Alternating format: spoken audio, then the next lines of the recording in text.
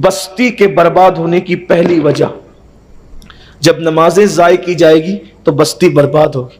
دوسری وجہ خواجہ عثمان ہروانی فرماتے ہیں رضی اللہ تبارک و تعالیٰ عنہ، ارشاد فرماتے ہیں جب مرد مرد سے بدفعلی کرنے لگے گا تو بستی اس وقت برباد ہو۔ یہ جو گندی فلمیں بہت زیادہ عام کی جا رہی ہے، اس کو دیکھنے کی وجہ سے بہت سارے چھوٹی عمر کے بچے ان ساری بلاؤں اور وباؤں کے اندر گرفتار ہو رہے ہیں، بلکہ لوگوں کو معاذ اللہ زنا سے زیادہ آسان یہ کام لگتا ہے۔ حالانکہ اللہ کے رسول صلی اللہ علیہ وآلہ وسلم نے زنا کے بارے میں تو بہت عذاب بیان فرمایا، لیکن اس کے بارے میں بھی بہت عذاب بیان فرمایا، بہت بڑے بڑے عذاب کی وعید سنائی، بلکہ یہاں تک فرمایا گیا کہ جانور بھی کسی نر جانور سے جفتی نہیں کرتا۔ یعنی مرد جانور، سمجھانے کے لیے نر مطلب مرد، مرد جانور سے تعلقات قائم نہیں کرتا، جنسی تعلقات قائم نہیں کرتا۔ وہ مرد جانور وہ مادہ سے ہی اپنی خواہش پوری کرے گا۔ جانوروں میں صرف ایک جانور ہے جس کو خنزیر اور سور کہتے ہیں، سور یہ کام کرتا ہے، جانوروں میں بھی سور یہ کام کرتا ہے۔ اسی لیے بزرگوں نے اور صوفیاء نے لکھا کہ یہ بدفعلی، مردوں کے ساتھ بدفعلی کرنے والا مرد جب اپنی قبر میں جائے گا تو وہ سور کی شکل اختیار کر جائے، اور یہ بلا بڑھتی جا رہی۔ کچھ لوگ یہ بھی کہتے ہیں کہ علماء یہ عنوانات کیوں بولتے ہیں مائک پر، کیا ان کو بولتے ہوئے شرم نہیں آتی اس طرح کی بات؟ میں کہتا ہوں کہ جس قوم کو یہ گندے جرائم کرتے ہوئے شرم نہ آتی ہو تو اس وقت تو علماء پر فرض ہو جاتا ہے کہ ایسی بے شرم قوم کو شرم دلانے کے لیے اس گناہ کے عذاب کو کھول کھول کر بیان کیا جائے۔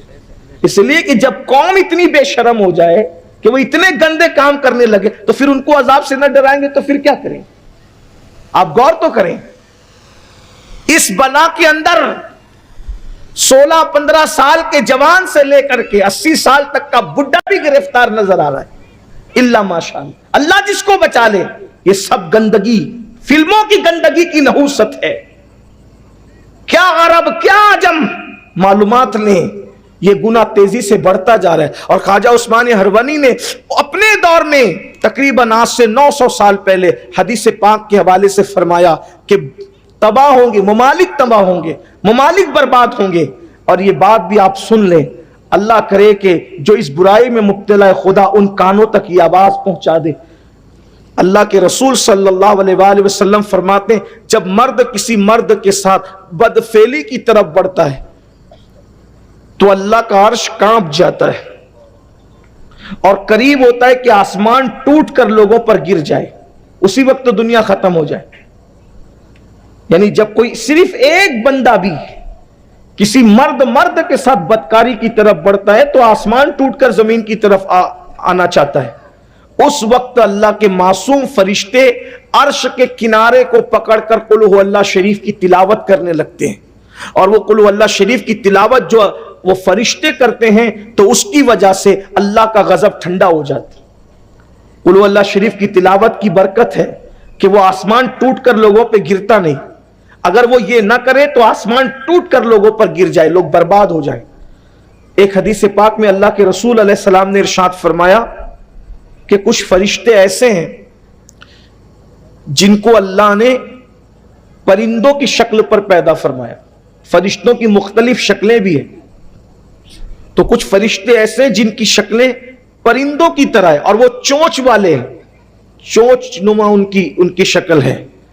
جیسے ہی بدکاری کرنے والے جو مردوں کے ساتھ بدکاریاں کرتے ہیں ان کو قبر میں رکھا جاتا ہے، ایک رات بھی ان کی قبر پر ان کو نہیں گزرتی کہ وہ فرشتے اپنی چونچ میں لے کر کے ان کو ان کی قبر سے نکال کر اٹھا کے لے جاتے ہیں، اور جہاں قوم لوط پر عذاب آیا تھا وہاں لے جا کر ان کو پھینک دیتے ہیں۔